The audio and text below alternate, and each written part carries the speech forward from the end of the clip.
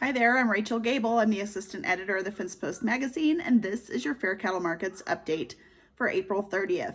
Sometimes Sabrina Poppy reminds me that when she asks what time it is, I don't have to tell her how to make a clock. I just need to tell her the time, and today is going to be one of those days, so buckle up, kids. We have a lot to talk about. President Biden last night in his State of the Union address made a liar of me and did not mention anything about elimination of the stepped-up basis. He talked a lot about cover crops, and he talked a lot about fighting, using them in the fight against the climate change, which I believe now is a climate emergency. He also did make mention of taxing the wealthiest Americans, but no mention of the elimination of the stepped-up basis. Not the first time a sitting president has made a liar of me, and it probably won't be the last. The USDA, however, did release a statement. It was not from Vilsack, which was kind of odd, but the USDA released a statement saying that the president recognizes the importance of agriculture and family farms to the American economy and way of life, recognizes the risk and economic challenges unique to agriculture, family farms, and ranching operations.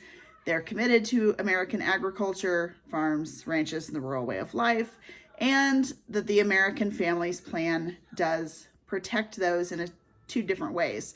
The first being no capital gains taxes at death for family farms, and a $2 million exclusion from increased capital gains for all married couples.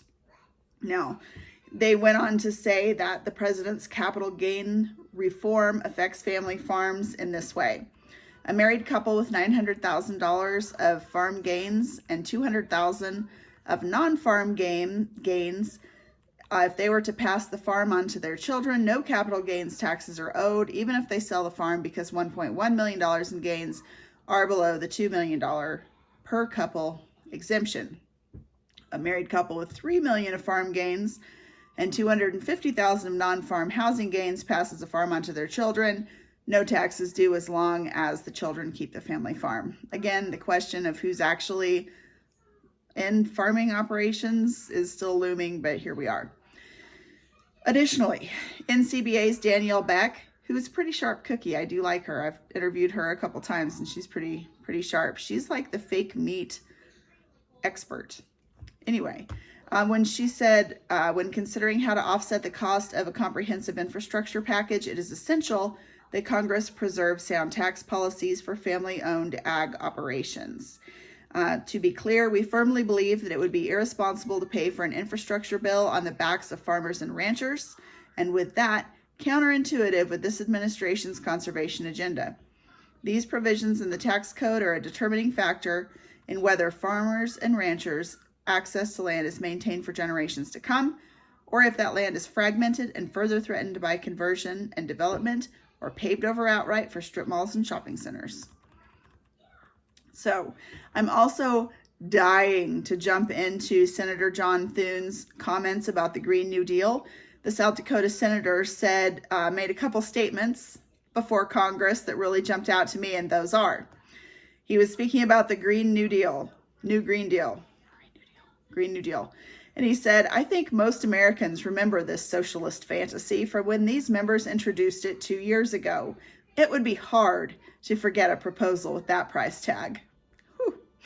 His other comment that grabbed me was, he went on to, let me back up, the price tag that he's referring to, between $51 trillion and $93 trillion over 10 years. The entire budget of the U.S. government, less than $5 trillion. $93 trillion over 10 years, good grief. His second very quotable statement was, but I don't think I'm the only one who isn't sure where we'd get the money for this.